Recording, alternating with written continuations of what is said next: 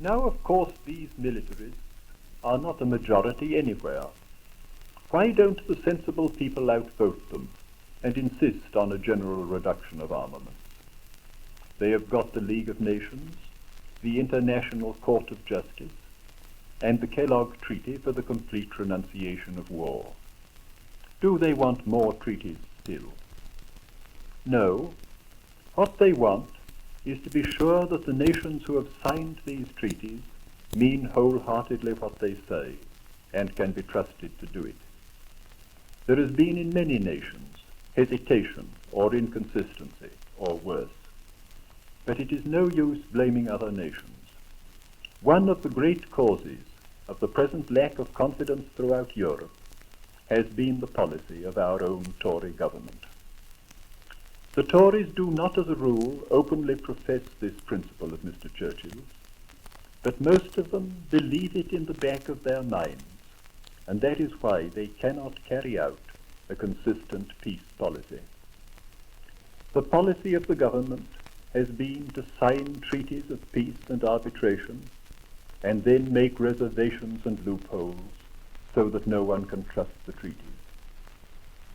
They sign the Kellogg Treaty to renounce war and then say it is not to apply to regions of the world in which Great Britain has special interests, as if nations ever made war about regions in which they did not have special interests.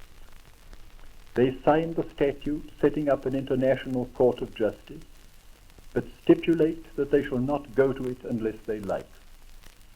They sign Article 16 of the Covenant, undertaking to act with the rest of the League in preventing all war, and then say that they do not think it means what it seems to mean.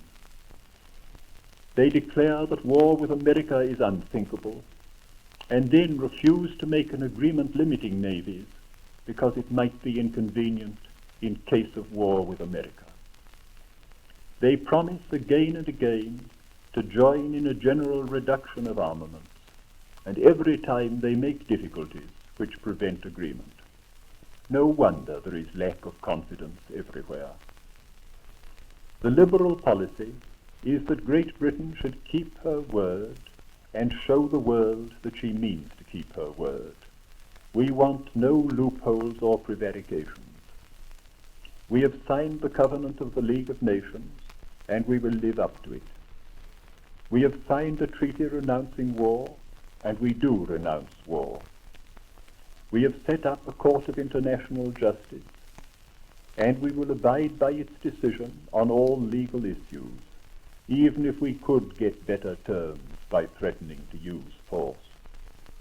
Then we shall have established confidence, and together with France, Germany, America, and the other leading nations, can get to work upon a universal reduction of armaments and set the world free at last from the fear of war.